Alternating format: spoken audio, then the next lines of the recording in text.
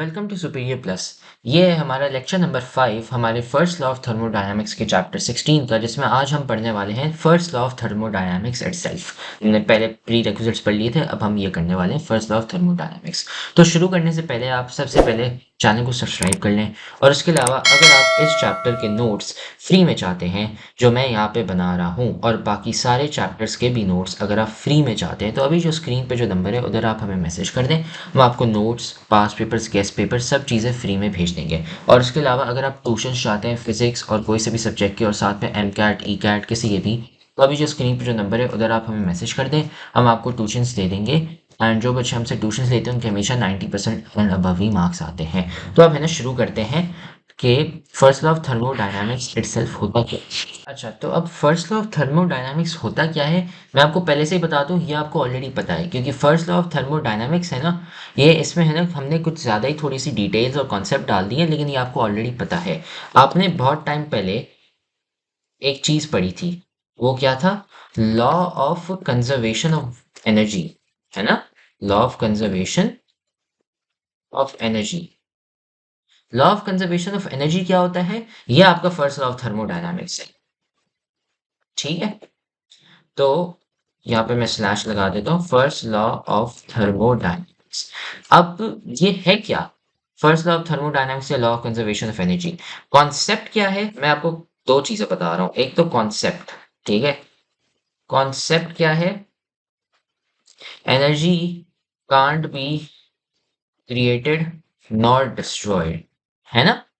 ठीक है, ये चीज है, ये हमने पढ़ा हुआ था कॉन्सेप्ट। अब इसकी है ना डेफिनेशन या फिर एक स्टेटमेंट पढ़ेंगे जो थोड़ी सी है ना, ज्यादा उसमें थोड़ी सी अंग्रेजी है ना मारी हुई है, लेकिन इतना कोई मुश्किल नहीं है।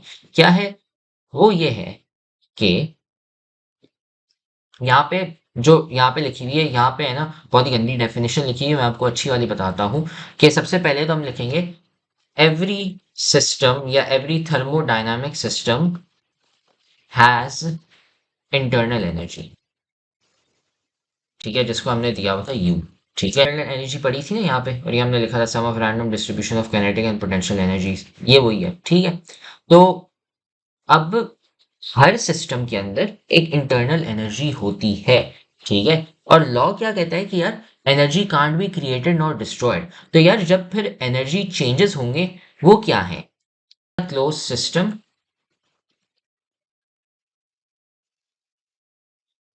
इन अ क्लोज सिस्टम, ठीक है, आप ये लिखेंगे energy can not be created not destroyed.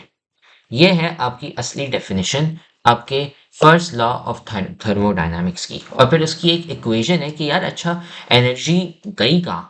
तो होता क्या है कि यार आपकी जो इंटरनल एनर्जी है वो आइदर बढ़ सकती है, कम हो सकती है।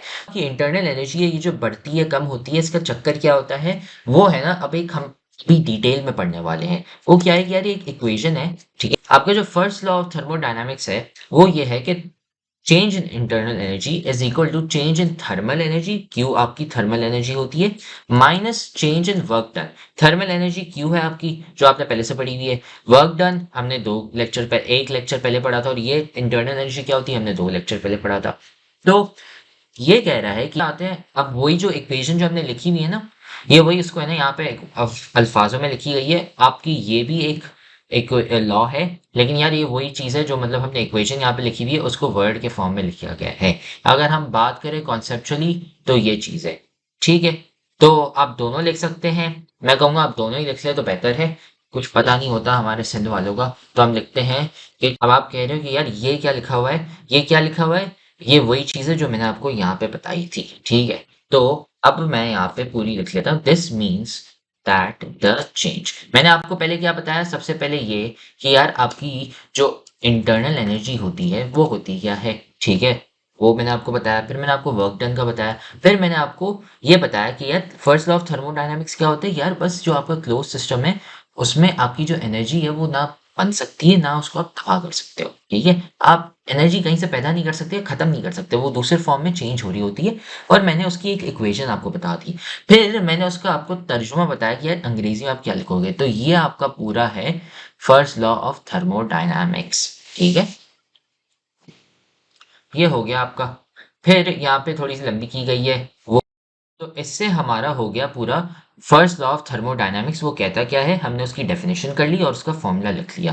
अब आप बोलोगे सर मतलब ये किस चीज़ पे अप्लाई हो रहा है, क्या हो रहा है वगैरह, मुझे समझ नहीं आया। वो इसलिए क्योंकि अभी तक हमने डेफिनेशन पढ़ी है, इसको अप्लाई नहीं किया, हमने एग्जाम्पल्स नहीं पढ़ी। एग्जाम्पल्स हम करने वाले हैं अगले लेक्चर में, जिसमें हम पढ़ेंगे अब applications of the first law of thermodynamics, जिसमें आपको बताऊंगा यार ये जो चीज़ें ना इधर लगती हैं, फिर आपको समझ आएगा कि यार इंटरनल एनर्जी जो चेंज आ रही है उसका हीट से, वर्क डन से क्या ताल्लुक है। तो ये अगले लेक्चर में हम कवर करेंगे। और अभी आपका ये वाला लेक्चर खत्म हो चुका है, ये पूरा है ना, अभी काम का नहीं है। अगर आप पढ़ना चाहें तो पढ़ लें, वही चीज़ है ना, बस लंबी करके लिखी है, लेकिन इतना कोई काम का नहीं है। अगले लेक्चर में फिर applications of first law of thermodynamics पढ़ेंगे। तो अगर आपको समझ नहीं है, आप वापसी लेक्चर देख लें, कम से कम इतना समझ लें कि डेफिनेशन क्या होती है, फॉर्मूला क्या होता है। फिर अगले लेक्चर में हम एप्लीकेशंस और एग्जाम्पल समझेंगे। उसके अलावा चैनल को सब्सक्राइब कर लें, वीडियो को लाइक कर लें, और अगर आप इस चैप्टर के नोट्स फ्री में चाहते हैं जो मैं यहाँ पे बना रहा हूँ, तो अभी जो स्क्रीन पे जो नंबर है उधर आप हमें मैसेज कर दें, हम आपको नोट्स, पास पेपर्स, गेस्ट पेपर्स सब चीज़ें फ्री में भेज देंगे। और उसके अलावा अगर आप ट्यूशन चाहते हैं फिजिक्स या कोई से भी सब्जेक्ट के, और साथ में एम कैट और ई कैट के, तो अभी जो स्क्रीन पे जो नंबर है उधर आप हमें मैसेज कर दें, हम आपको ट्यूशन दे देंगे। जो बच्चे हमसे ट्यूशन लेते हैं उनके हमेशा 90% अबव ही मार्क्स आते हैं। तो अगले लेक्चर में फिर हम शुरू करेंगे आपका applications of first law of thermodynamics.